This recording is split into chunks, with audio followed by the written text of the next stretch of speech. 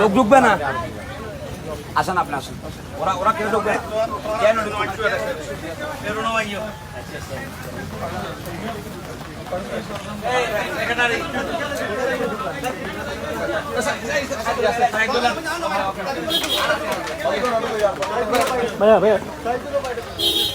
আপনারা আসেন না, কেউ আসেন না, ঠিক আছে আটকে দাও, আটকে দাও, কেউ আসেন না। এই গাড়ি ঘুরে দিতে হোক।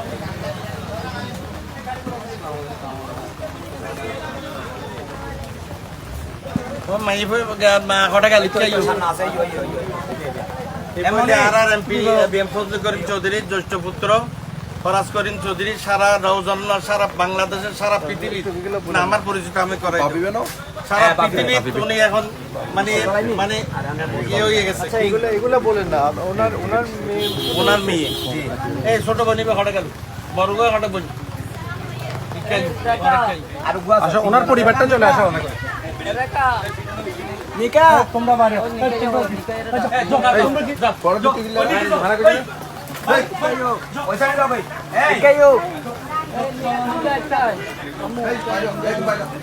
এরা তিনজন বোন।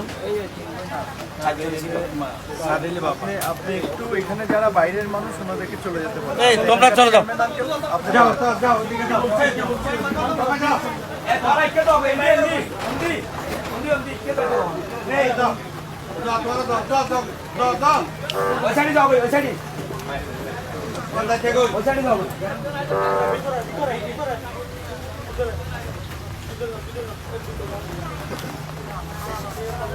আপনি হচ্ছে ওনার মা।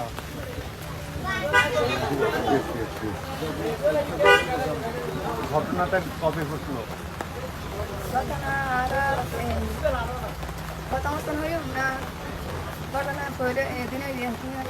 বলেন যেটা আপনার খুশি বলেন। আমি বইলে তুমি মানে যেদিন চাই পাইছি সেদিন বই হইলে কিছু লাগবে তো আসলে এত করো নাই আমি কিছু দিতে পারি হয়তো শিখতে নাই মেয়ে ভাবো দিতে হবে এখন আর তো ঘর হতে মানে বলছো যে শুধু মেয়ে দিলে হবে, কোনো কিছু লাগবে লাগবে না। তারপরে দেরালা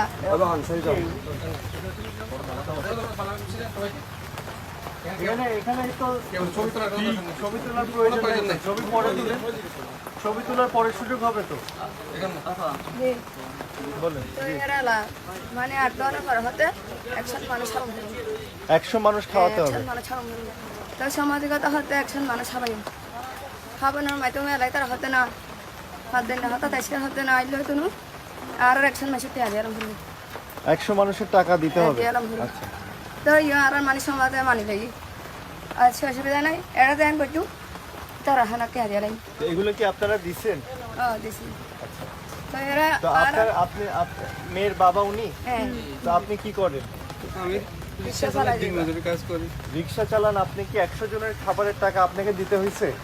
দিচ্ছি যে সামাজিকতার তো সাহায্য মানে- করে দিচ্ছি আর কি। সবার থেকে মিলে সাহায্য করে দিচ্ছেন। সমাধি 100 জনের খাবারের টাকা তো আপনার কাছে থাকার কথা না, জি না। সবার থেকে জোর করে অনেকে আপনাকে সাহায্য করছে ওখান থেকে হ্যাঁ দিচ্ছেন। সাহায্য করি আচ্ছা, এরপরে ইয়ার ঘর আলা তো এরা মানে কি বিয়ে উঠে দিয়ে নাই উঠে দিয়ে না ঘর হতে মানে 40-50 জন মানে হানা দিয়ে ঘর ভাত টাঙ্গার পাত্তা খাই হ্যাঁ আর তো দুঃসমক্ত নাই দিন দেখাই কেন ওনাদের বাসায় কি খাবারের কোনো অসুবিধা আছে? ছেলের পক্ষ মানে ওনারা কি কোনো গরিব বা এরকম কিছু না? বউ নেওয়ার পর দিন বোন এবার বউ নেওয়ার পর দিন এখান থেকে কয়েকজন লোকজন মেহমান যাবে বলছে, কাজে আসলে এক্ষেত্রে আমাদের 30 জন ওখানে দিতে হবে। খানা দিতে হবে আচ্ছা, তারপরে বাধ্য খেতে হয় মানে আর নগেদ মেহমান নগেদ ওরা মানে বলছে খানাই যে গেলেও দিতে হবে, না গেলেও দিতে হবে। দিতে হবে আমার ওয়াইফে বলতেছে না, আপনি বিয়ে দিছেন হচ্ছে এটা তো ঘটনা হয়েছে আপনার রাঙ্গুনিয়ায়। হ্যাঁ আপনার মেয়ের শ্বশুর বাড়ি হচ্ছে রাঙ্গুনিয়া। রাঙ্গুনিয়া আচ্ছা, তো এরপরে কি হলো?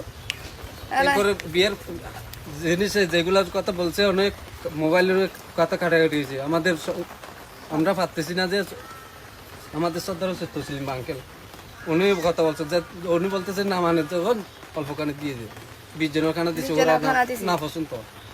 এরপরে কিছুদিন সপ্তাহ পরে রোজা আসছে, রোজার খানাগুলো খুঁজতেছে, মানে ওই 20 জনের খাবারের পর আবার রোজার মাসে আবার খাবার খুঁজতেছে। আবার কানা করতেছে এইগুলো আমার তবে কি যতগুলো পারে এত করে দিয়ে দিছি ইস্তারি ইও না পর্যন্ত না পছন্দ ইয়ার পরে মানে ইতার হর একজন লাই তোরা বাইনা করতেছে না এই যে জানি ঈদের কাপড় এটা কি আপনার থেকে চেয়ে চেয়ে নিছে?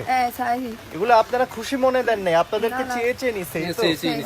এরপরে না জানালে হদ দিয়ে না পরে মানে খুশি নয় আর আল্লাহ জাবরা বাতাই মানে কাপড় চোপড়ে খুশি না? খুশি নয় কেন আরো আরো আরো আরো কিছু লাগবে? না জানি এবার নিবে লাইন ওদি বনে হদার ফলে হন মানে দেখিলে মানে জাবরা বাতাই আর আল্লাহ ইন করে আগে আলা আবার আম হাতালের গেছি আম হাতাল খুদার আম কাঁঠাল হ্যাঁ, আম মানে ফল, আপনার ফল সিজন আসছে দিতে হবে। দিতে হবে আজ সময় দিয়ে ভরবো আয় দিও লগে আমি তো অভিজ্ঞতা তো ভাজি আর এত লগে মানে তারা খুশি নয় তারপরে মানে ফুরবানোর জ্ঞান হয় ফুরবানোর মানে সল মানে গিয়া করে সল দিয়ে এই ভরবো মানে প্রতি মাসে কোনো না কোনো কিছু আপনাকে দিতেই হবে, এই তো?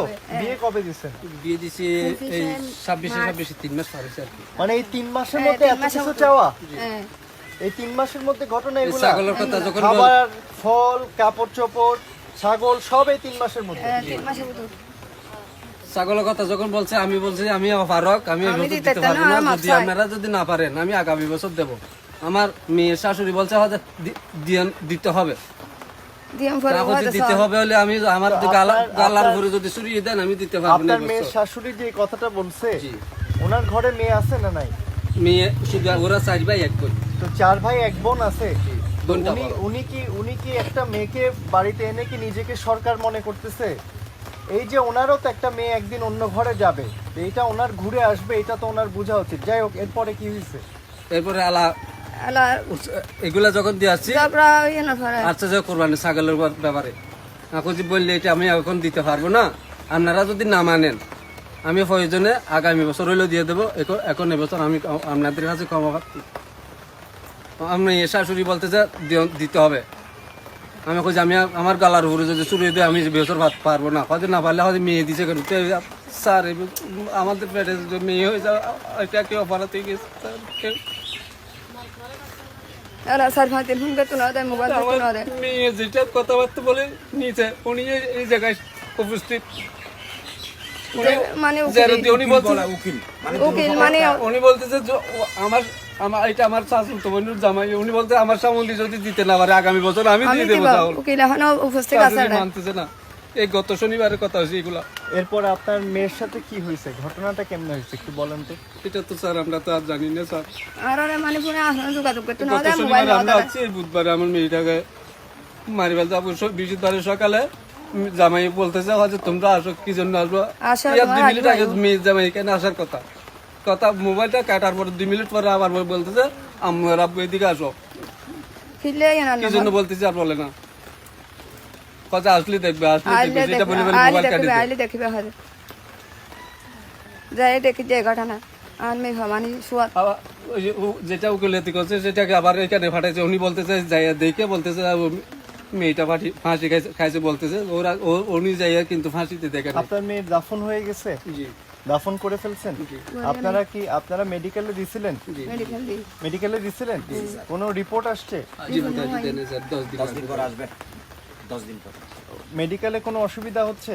কোনো সহযোগিতা লাগবে ওইদিকে, না সব ঠিক আছে? সহযোগিতা পাইলে তো ভালো হবে স্যার। মেডিকেল মানে ব্যক্তি নয় দায়িত্ব বাপ হইলো তুমি ভাই হইলো তুমি ঠিক আছে। আমি আসছি, আমি অনেক দূর থেকে আসছি শুধুমাত্র এই জিনিসটার জন্য। আমি সিলেটে ছিলাম, আমি আমার খারাপ না লাগলে আমি আসতাম না। আপনি চোখে আপনার পানি আনেন না। আপনি চিটং মেডিকেলে আপনি এটা পোস্টমর্টমে দিবেন তো?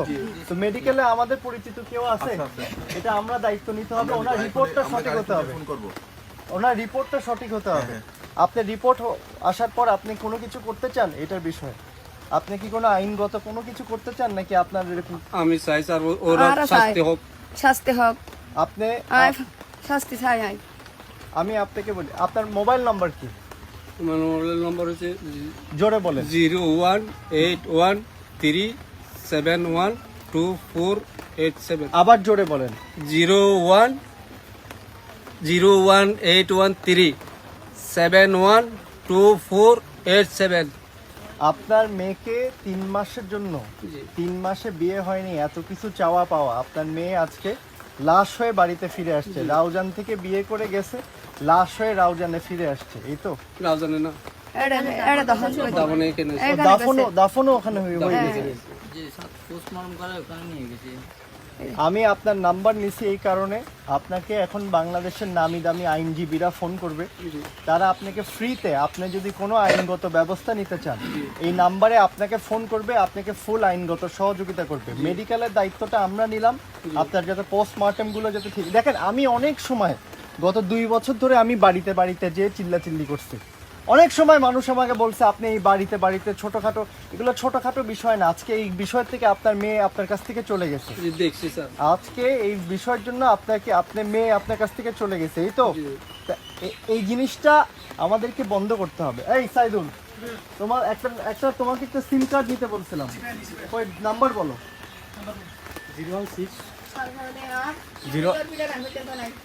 বিলে এখন আর না, বিলে পর্যন্ত আমি নাই। এটা নিয়ে আসতেছি, নাম্বার বলো। 01618 01618 18190729 এটা তো ঠিক না, আবার বলো। 01618 6119 একবার এক একটা 01618190729 ঠিক আছে, আবার বলো।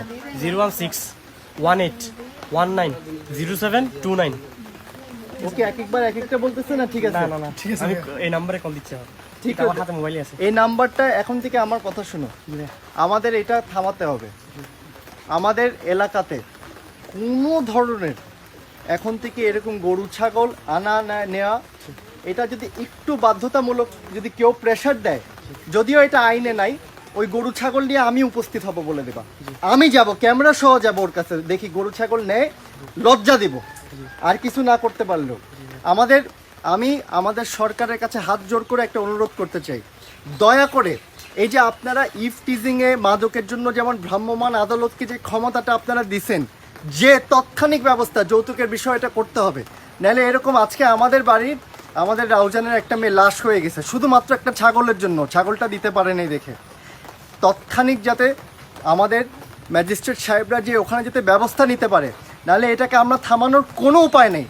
সকলের এটার জন্য দায়িত্ব আছে। এই যে আমাদের বড় লোকদেরকেও আমি বলতে চাই, যে বড় লোকরা, আমি এটা আপনাদেরকে ছোট করে বলতেছি না, এই যে বিয়ে যে বড় করে করেন, জিনিসপত্র দেখায় দেন যে আমি আমার জামাইকে এটা দিছি, মেয়ে পক্ষ থেকে এটা দিছে, এই জিনিসটা তো ফেসবুকে আপনারা দেন, সবাই তো এক সামর্থ্য না, এই চাপটা তো অন্য মানুষের উপর এসেও পড়ে, এগুলো আপনাদেরকে বুঝতে হবে, দায়িত্ব কিন্তু আমাদের সবার নিতে হবে। আমি অনুরোধ করব, চট্টগ্রামে আমাদের যত ইমাম সাহেব খতিব সাহেবরা আছে, আগামী জুম্মার নামাজের সময় আপনারা এই বিষয়গুলো নিয়ে প্রতিটা মসজিদে কথা বলেন। প্রতিটা মসজিদে, প্রতিটা বাড়িতে অশান্তি লেগে আছে এই যৌতুকের কারণে। আজকে যৌতুকের কারণে আমরা এক জায়গা থেকে মানুষের আমরা লাশ নিতে হচ্ছে আর কি। আমাদের চট্টগ্রামের মানুষকে বলে যে আমাদের চট্টগ্রামের মানুষের মন অনেক বড়, এটা বাংলাদেশের সব জায়গায় বলে, কিন্তু এই বিয়ে শাদির বিষয়ে আমি এতটা লজ্জিত যে অন্য জায়গায় হলেও চট্টগ্রামে বেশি হয়, এটা আপনাকে মানতে হবে। চট্টগ্রামের মানুষ বিয়ে শাদী এটাকে ইসলাম যেইভাবে বলছে ওইভাবে কি করে, এই জিনিসটা আপনাদেরকে দেখতে হবে।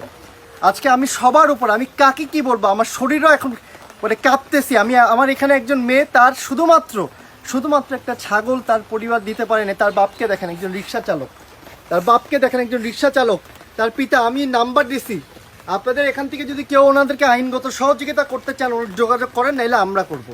আপনার মেডিকেল রিপোর্ট দেখার দায়িত্ব আমাদের, সেটা আমরা দেখব। এছাড়া কি বলবো, কোনো ভাষা নেই। আপনার মেয়ে হারায় ফেলছেন, আমাদের মনেও, এটা আমার বোনও আমি হারায় ফেলছি, এটা আমার মনেও থাকবে। কারণ এই জিনিসটা নিয়ে আমি গত অনেক দিন ধরে আমি চেষ্টা করতেছি, আমি সব জায়গায় যে কথা বলছি, কিন্তু এই জিনিসটা, দুর্ঘটনাটা এখানে ঘটে গেছে। দোয়াত করা ছাড়া আর কিছু করার নেই আমাদের এটা গত বছর আমি টাকা দিয়ে পড়াই, এরকম টাকার জন্য মেট্রিক পরীক্ষাটা দিতে পারি নাই স্যার গত বছর। এলাকাবাসী, আপনারা কোনো জায়গায় যদি দেখেন, আমাদের রাউজানে যদি শুনেন যে যৌতুক নেওয়া দেওয়া হচ্ছে, ওই বিয়ের অনুষ্ঠানে যাবেন না, লজ্জা দিবেন মানুষকে। এটা আপনাদেরকে এলাকার থেকে করতে হবে। এটা কোনো আইনের জায়গায় চলবে। আপনারা তো লজ্জা হলেও দিতে পারেন, যদি শুনেন যে ওই বাড়ির বিয়েতে কোনো যৌতুক গেছে, ওই বিয়েতে যাবেন না। সবাই মিলে বর্জন করতে হবে এটা, নাহলে এখানে আজকে একটা লাশ পড়ছে, আবার আরো লাশ পড়বে। আজকে এখানে একজনের পড়ছে, কালকে আপনার বোনের পড়বে।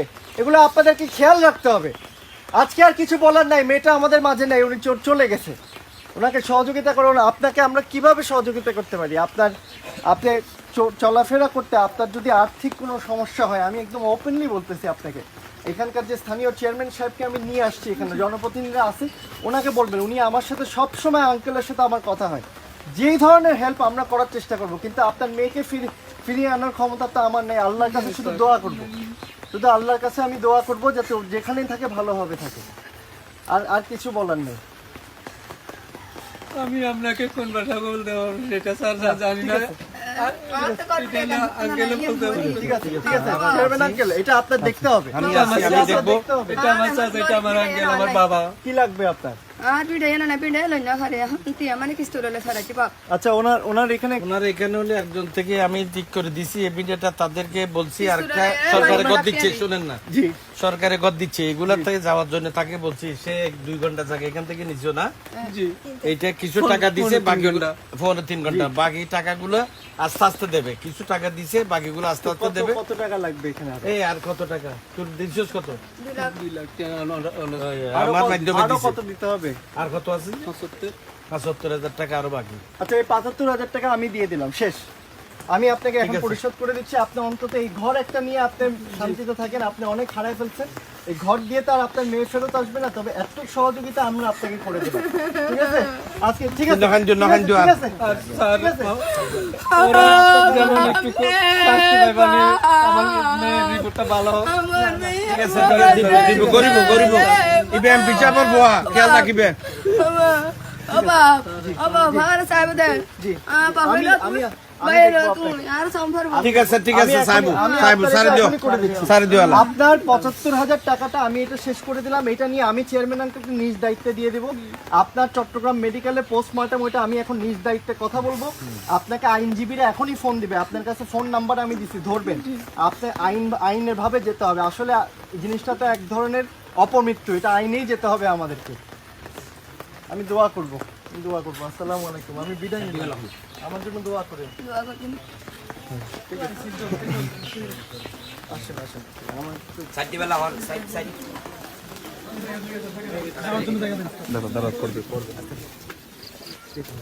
এই চল দিন তো গাড়ি